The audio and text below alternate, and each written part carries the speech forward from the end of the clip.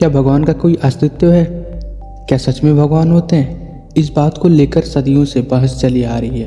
कुछ लोग इसे अंधविश्वास मानते हैं तो कुछ लोग का कहना है कि ये आस्था का सवाल है, और यह बहस वही करते हैं जो असल में कुछ नहीं जानते।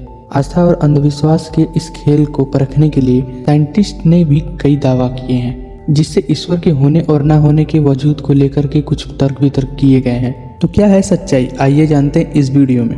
भगवान की उत्पत्ति कैसे हुई? इस बात का उदाहरण कई धार्मिक ग्रंथों में देखने को मिलता है। ईसाई धर्म ग्रंथ बाइबल के प्रथम अध्याय इन द बिगिनिंग गॉड में ईश्वर के महत्व को बताया गया है। इसके मुताबिक लोगों का यह मानना है कि इस धरती को ईश्वर ने ही बनाया। जीवन और मृत्यु एक ही सिक्के के दो पहलू हैं। जहाँ जीवन का मतलब है किसी नई चीज का विकास, वहीं मृत्यु का मतलब है शरीर और सांसारिक जीवन को त्याग कर ईश्वर में लीन हो जाना। कहा जाता है दुनिया में मौजूद सभी छोटी बड़ी जीवों की रचना ईश्वर ने की है। तभी इनका सबूत वर्ष 1725 में जर्मनी एबेलस्टाइट पर्वतों पर देखने को मिला। इसमें छिपकली, मेढक, मकड़ी, मछली के चेहरे वाले पक्षी चांद सितारे के आकार में कटे हुए चूने पत्थर में मिले थे। उनमें से कुछ से पत्थर पर हिब्रू, लैटिन और प्राचीन अरबी भाषा में ईश्वर का नाम लिखा हुआ था। इस बात की खोज वर्चबर्ग विश्वविद्यालय की फैकल्टी ऑफ मेडिसिन के डीन जोहान बार्थलोमियस एडम बेरिंग ने की थी। जोहान के मुताबिक ईश्वर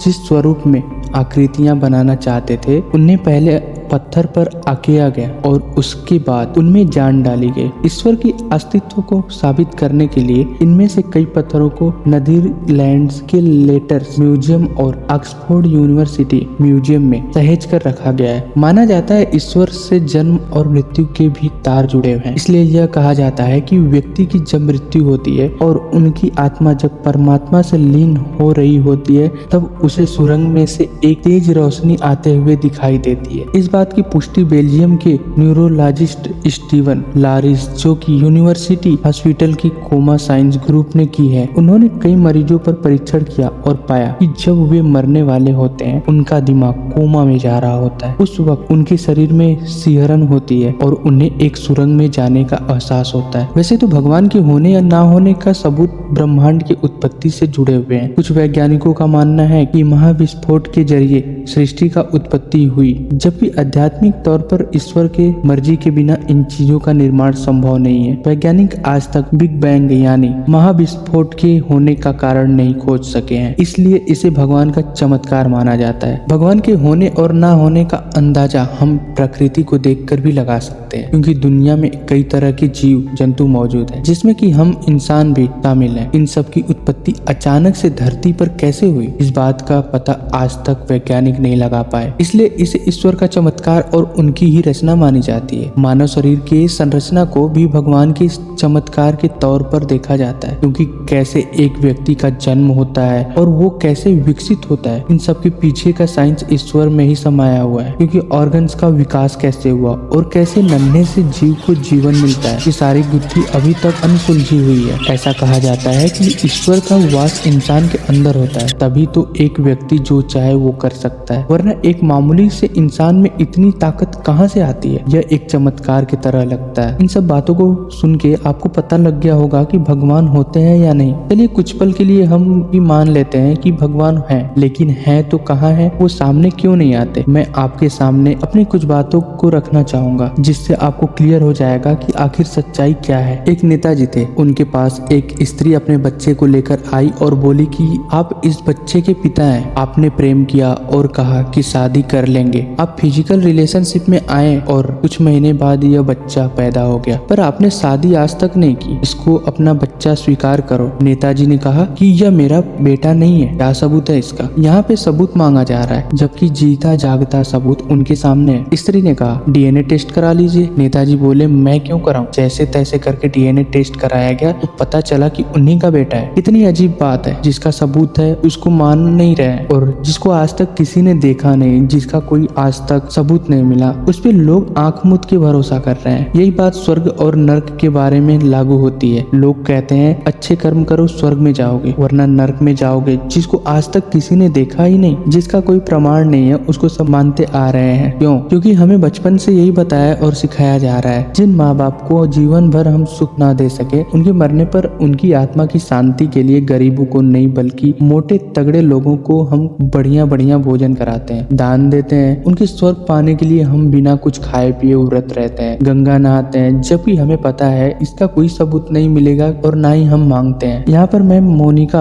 अरोड़ा के विचारों का उल्लेख करूंगा, जिन्होंने नवंबर 2001 में गृह शोभा मैगजीन में अपने विचारों को लिखा था। उन्होंने कहा, जब मैं लोगों को पूजा पाठ में लीन देखती हूँ तो मेरे मन में बस एक सवाल उठता है, ईश्वर कहाँ है? अगर है तो छुपे क्यों है? सामने क्यों नहीं आते? द्रौपदी का चीरहरण होते समय कृष्ण भगवान उनकी रक्षा के लिए पधारे थे, लेकिन आज तक जब हजारों लाखों छोटी छोटी बच्चियों का, स्त्रियों का बलात्कार होता है, शोषण होता है, ईश्वर उनकी रक्षा के लिए क्यों नहीं आता? क्या सभी पापी होती हैं? ईश्वर को हम रोज कहते हैं, तुम ही हो माता पिता, तुम ही हो बंधु सखा, तुम ही हो। और माँ बाप के लिए सभी बच्चे प्रिय होते हैं, तो इनकी पुकार क्यों नहीं सुनी जाती जैसे द्रौपदी की सुनी गई थी? क्या बलात्कार होते समय कोई बच्ची या स्त्री भगवान को नहीं पुकारते या याद नहीं करते? जब धर्म के नाम पे हिंदू, मुस्लिम, सिख, ईसाई एक दूसरे को मारते काटते हैं, तब ईश्वर कहाँ होता है? जबकि वे सब उन्हीं के नाम पे लड़ रहे होते हैं। उन्हें सद्बुद्धि क्यों नहीं देते? वास्तव में इस मार काट के बीच में तो ईश्वर होता ही नहीं। अगर होते तो सद्बुद्धि और ज्ञान नहीं देते। इन सब चीजों को देखकर भी हमारे आंख नहीं खुलते। एक तरह हम कहते हैं कि भगवान हमारे दिलों में वास करते हैं और दूसरी तरफ हम भगवान को मंदिरों मस्जिदों में ढूंढते फिरते हैं। जब भगवान हमारे दिल में है तो हम क्यों उनके दर्शन के लिए तरसते हैं? एक बस 40 बच्चों को स्कूल लेके जा रही थी। बस ड्राइवर के एक गलती से बस नदी में गिर जाती है। केवल एक बच्ची को छोड़ के 39 बच्ची और एक बस ड्राइवर उसी में मर गए। उन बच्चियों ने कौन से बुरे कर्म कर दिए थे कि भगवान उन्हें बचाने नहीं आया? क्या उनको तरस नहीं आई? यह सब देख सुनकर भी हमारा दिल नहीं पुकार करता कि आखिर ईश्वर कहाँ है? हमारे सामने क्यों नहीं आता? और हमारे साथ ऐसा होता देखकर बचाने क्यों नहीं आता? क्या उसके अंदर दिल नहीं है? अगर किसी भगवान के भक्त को कोई गैंगस्टर जाके जान से मारे तो उस टाइम भगवान उसको क्यों नहीं बचाने आते हैं? उसने तो अच्छे कर्म किए रहते हैं और भगवान का भक्त भी तो होता है वो। सच तो यह है कि ईश्वर का अस्तित्व वैसा नहीं है जैसा हम समझते हैं। मैं आस्था और भक्ति पे उंगली नहीं उठा रहा हूँ, बस मैं यह समझाना चाहता हूँ कि जिस चीज पर आप आंख मूंद के भरोसा करते हैं वो वास्तव में उसको आज तक किसी ने देखा ही नहीं। आशा करता हूँ आपको आपके सवालों का जवाब मिल गया होगा। अगर इससे रिलेटेड आपको कोई और भी जानकारी चाहिए तो आप कमेंट बॉक्स में अपना क्वेश्चन ड्रॉप कर सकते हैं या फिर हमें इंस्टाग्राम पे फॉलो करके हमें डीएम कर सकते हैं और वहाँ पे अपने क्वेश्चन पूछ सकते हैं। और उन सभी को ये वीडियो शेयर जरूर करें जो अभी तक अंधविश्वास में जी रहे हैं। तो बस आज के लिए इतना ही। हमारा चैनल किसी भी इंफॉर्मेशन को आप तक पहुंचाने से पहले उस टॉपिक पे अच्छे से रिसर्च करता है और अच्छे सोर्स से सही जानकारी को आप तक पहुंचाता है। अगर हमारी दी हुई जानकारी आपको अच्छा लगा तो हमारे वीडियो को लाइक कर दो और चैनल को सब्सक्राइब करके बेल आइकन को हिट कर दो ताकि हम जो भी नए टेक या साइंस से रिलेटेड वीडियो लाएं तो उसको सबसे पहले आप देख सकें। मिलते हैं नेक्स्ट वीडियो में, अभी के लिए बाय बाय।